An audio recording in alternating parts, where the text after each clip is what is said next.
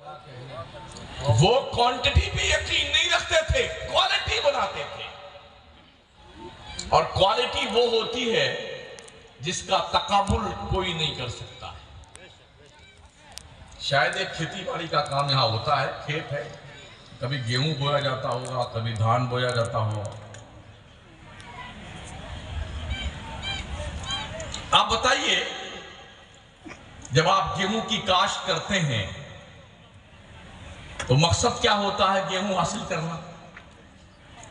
لیکن جب آپ کا گیہوں کھیت میں پک جائے اور تھریشر کے ذریعے سے بھوسا اور گیہوں کو الگ کیا جائے اور دونوں کی ڈھیری لگائی جائے، کچھ آپ بتا سکتے ہیں کہ بھوسا زیادہ ہے کہ گیہوں زیادہ ہے؟ دونوں کی ڈھیری لگائیے تو گیہوں کا جو ڈھیر ہے وہ زیادہ ہے یا بھوسے کا زیادہ ہے؟ بھوسے کا زیادہ ہے۔ تو کسان نے گیہوں کی کاشت کی تھی گیہوں حاصل کرنے کے لیے، گیہوں تو کم ہو گیا، بھوسا زیادہ ہو گیا، تو اگلے سال اسے گیہوں کی کاشت نہیں کرنی چاہیے، مقصد فوت ہو گیا نا۔ ایسے ہی روئی کی کاشت ہوتی ہے، کپاس کی۔ جب روئی الگ کی جاتی ہے ڈنٹل سے اور ڈنٹل سائیڈ میں کیا جائے، کپاس تو تھوڑی سی رہتی ہے، ڈنٹل بہت زیادہ ہوتا ہے۔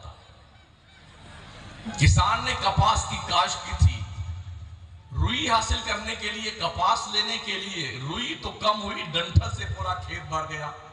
آئندہ کاشت اس کی بھی نہیں کرنی چاہیے۔ اپنے گھر میں چلے آئیں آپ، روزانہ لوگ اپنے بھینس کا دودھ نکال کر کے اور اسے آگ پہ تپاتے ہیں مکھن نکالنے کے لیے۔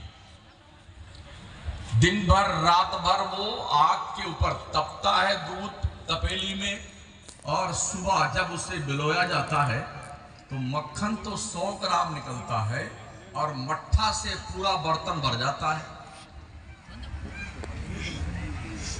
تو آپ نے دودھ جمایا تھا مکھن کے لیے، مکھن تو 100 گرام ملا آپ کو اور مٹھے سے پورا برتن بھر گیا، تو اب آئندہ آپ کو دودھ بھی نہیں جمانا چاہیے۔ مگر اتنا ضدی انسان ہے، روز دودھ جماتا ہے، ہر سال کاشت کرتا ہے کپاس کی، گیہوں کی۔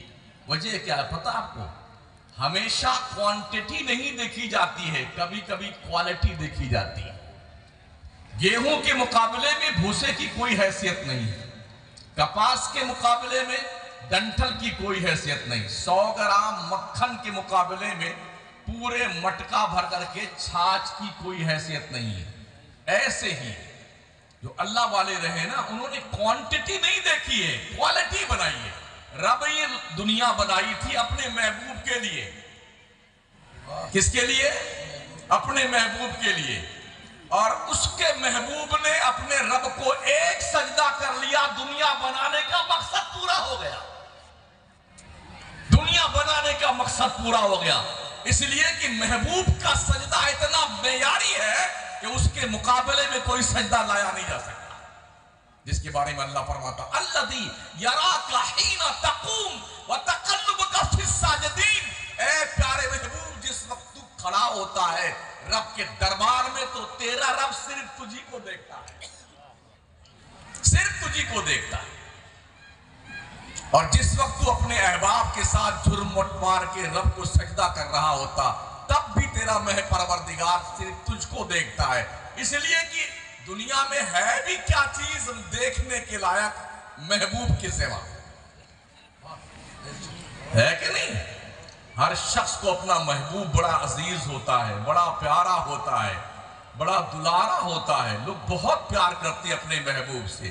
اے دنیا کے لوگوں، اللہ کا بھی ایک محبوب ہے، وہ بھی اتنا پیارا ہے، اتنا پیارا ہے۔ اللہ جب دیکھتا ہے تو اپنے محبوب کو دیکھتا ہے، یوں تو ہمیشہ دیکھتا ہی رہتا ہے، مگر اپنے محبوب کی جو اس نے قدر و منزلت بڑھائی ہے نا، اس محبوب کو آپ بھی جس نے بھی دیکھا نا، ایک جھلک ایمان کی نظر سے مصطفیٰ کا جمال جہاں آرا دیکھنے والا بندہ صحابیت کے منصب پہ فائز ہوتا ہے۔ اور صحابی اس مسلمان کو کہتے ہیں کہ جو زندگی میں ایک مٹھی جو صدقہ کر دے اللہ کے راہ میں، پوری دنیا زمین بھر کا سونا